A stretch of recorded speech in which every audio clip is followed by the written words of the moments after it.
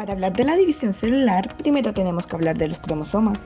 Los cromosomas son estructuras que se encuentran en el núcleo de las células que transportan fragmentos largos de ADN. Para los bioingenieros es muy importante conocer la funcionalidad y estructura de los mismos, ya que son los que contienen la información genética y tienen como objetivo preservar y organizar el material genético, lo que indica que al estudiarlos y analizarlos se pueden encontrar las causas para muchas enfermedades genéticas y de otros tipos. Por ejemplo, como dato curioso, actualmente se está analizando si el cromosoma Y contribuye a acortar la vida de los hombres. En la imagen tenemos un cromosoma. Si lo dividimos al medio de manera vertical, tenemos una cromátide a la derecha y otra a la izquierda. Una es materna y otra es paterna. En cada una tendremos los mismos genes representados en el mismo sitio, sin embargo no completamente igual, ya que por ejemplo en el color de ojos uno puede representar el color azul y otro puede representar el color café y se va a expresar el dominante. Si hablamos de las partes del cromosoma, tenemos 4 brazos unidos por el centrómero.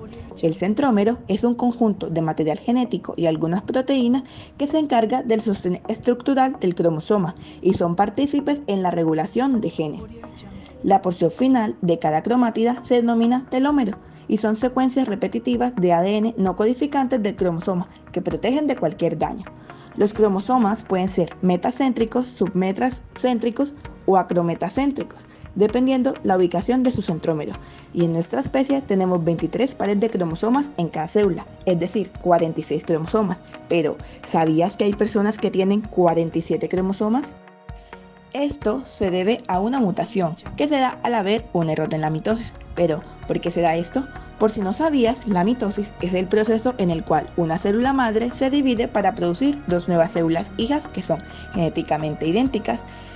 Se conforma de 4 fases básicas: la profase, la metafase, la anafase y la telofase. En la profase, los cromosomas se condensan, la membrana nuclear se rompe y se forman las fibras del huso mitótico. En la metafase, los cromosomas replicados se alinean a la mitad de la célula, mientras que en la anafase los cromosomas se separan y la célula se elonga, con terminaciones distintivas.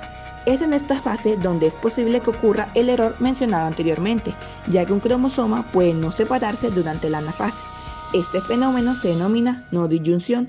Si esto ocurre, una célula hija recibirá 2 cromosomas hermanos y la otra quedará sin ninguno.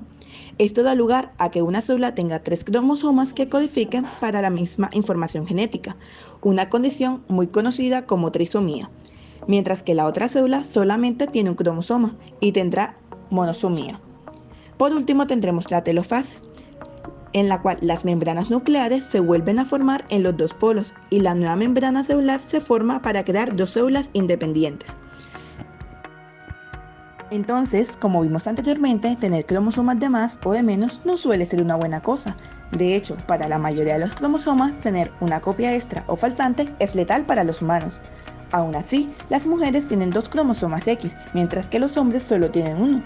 Entonces, ¿por qué no causa problemas a los hombres tener solo un cromosoma X, mientras que las mujeres tienen 2? Bueno, lo primero que tenemos que aclarar es que el sexo de un organismo está determinado por los cromosomas sexuales. En caso de los humanos son los cromosomas X y Y. Como recordarán, si es XX es mujer y si es XY es hombre. Lo que es realmente interesante es que hay una gran diferencia en el tamaño de estos 2 cromosomas, siendo el cromosoma X mucho más grande que el cromosoma Y. Pues resulta que el nivel de actividad de los genes que produce un solo cromosoma X es la dosis normal para un ser humano. Los hombres tienen esta dosis porque solamente tienen un cromosoma X. Y las mujeres también tienen esta misma dosis, pero por una razón completamente diferente. Las mujeres apagan uno de sus 2 cromosomas X en un proceso llamado inactivación del cromosoma X. En la inactivación del cromosoma X, un cromosoma X se compacta para formar una estructura pequeña y densa llamada cuerpo de Barr. La mayoría de los genes en el cuerpo de Barr están inactivos, lo que significa que no se transcriben. La inactivación del cromosoma X es un proceso aleatorio que pasa por separado en células individuales durante el desarrollo embrionario. Es decir, una célula podría apagar el cromosoma X paterno, mientras que su vecina podría apagar el cromosoma X materno. Pero regresando un poco hacia atrás, ¿sabías que la trisomía y monoploidía no son las únicas mutaciones que existen? En realidad, las mutaciones pueden darse en 3 niveles diferentes y es muy importante conocerlos ya que las mutaciones aumentan la variabilidad genética de las especies, pudiendo ser dañinas, benéficas o neutras, dependiendo si incrementan, disminuyen o cambian la viabilidad o fertilidad de los organismos portadores de dicha mutación.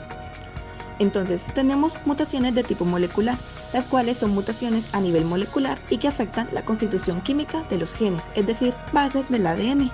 Por otro lado, tenemos las del tipo cromosómico, que en cambio afectan a un segmento del cromosoma, por tanto a su estructura. Estas mutaciones pueden ocurrir porque grandes fragmentos se pierden, se duplican o cambian de lugar dentro del cromosoma. Y por último, tenemos la del tipo genómico, que afectan al conjunto del genoma, aumentando el número de juegos cromosómicos o reduciéndolos a una sola serie, o bien afecta al número de cromosomas individualmente, como la trisomía 21 o síndrome de Down.